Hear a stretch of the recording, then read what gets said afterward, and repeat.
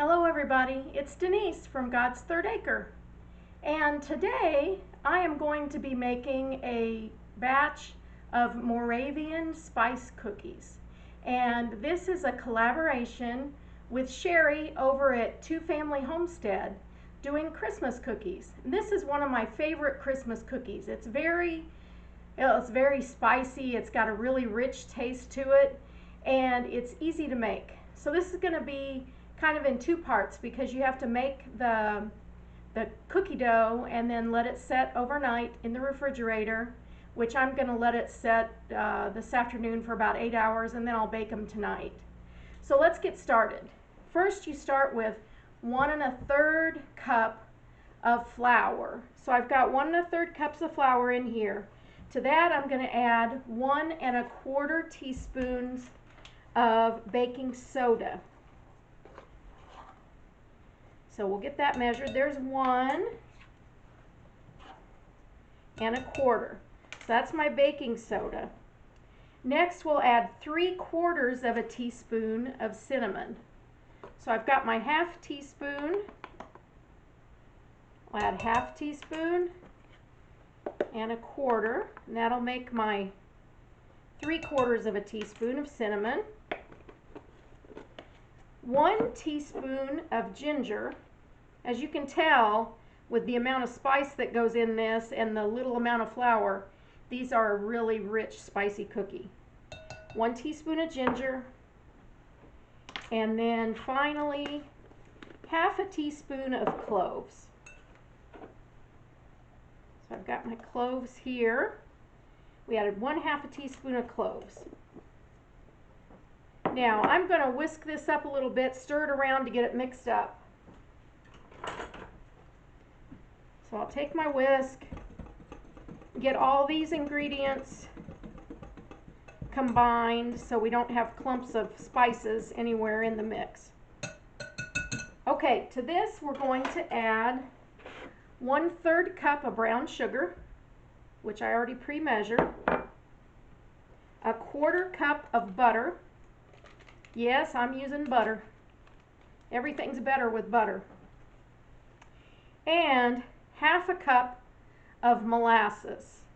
And I'm using my wonderful Pampered Chef Wonder Cup because it just scrapes it all out just like that. And I'll take my teaspoon and kind of scrape this part off.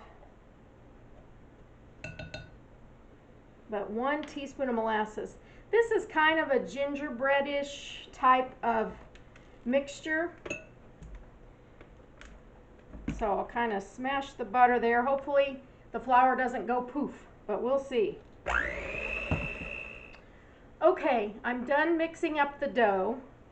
So what I'm going to do is put this in a cover on this, and I'll put it in the refrigerator, and I want it to chill for at least 8 hours. And after that, we'll come back and roll out the cookies and get them baking. Hello friends. I really have to get used to this new camera, remembering to turn on the microphone. So you caught me mid cooking here, but I got my dough out of the refrigerator, and I want you to learn from my mistake. I tried to roll it out while it was still really cold, and it was too sticky and it stuck to the counter. So I let it warm up a little bit more. Let it come up to about room temperature, maybe not quite that warm. But make sure you flour your countertop really well. And when you roll these out, you want to roll them as thin as you can get them. So I didn't get them paper thin like my directions say, but let me see if you can see that. They're pretty thin. So I've got 1 batch in the oven right now, and I'm in the process of cutting out some more. I'm using some old cookie cutters that belonged, I think, to my grandma. So I'm just cutting out some stars. I tried to cut out some other shapes and they weren't working very well, so I'm sticking with the stars. So I'll just put some more stars on my cookie pan here, and we'll get this second batch in the oven. The first batch only has a couple more minutes left. So when I bring that batch out and get it on the cooling rack, I'll show you what they look like. You do have to use quite a bit of flour just to make sure that it doesn't stick.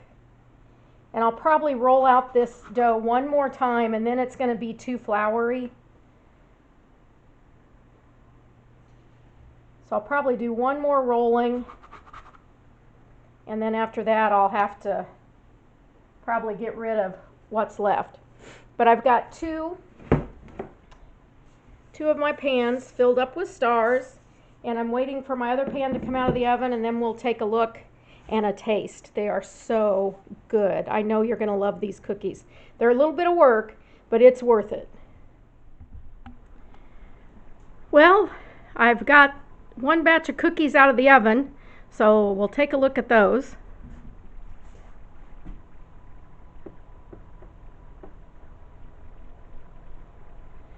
Hope you can see those. They turned out, some of them turned out to be Frankenstein cookies.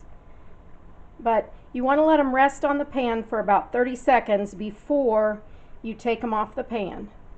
Let's have a taste. I'll try one of the Frankenstein cookies.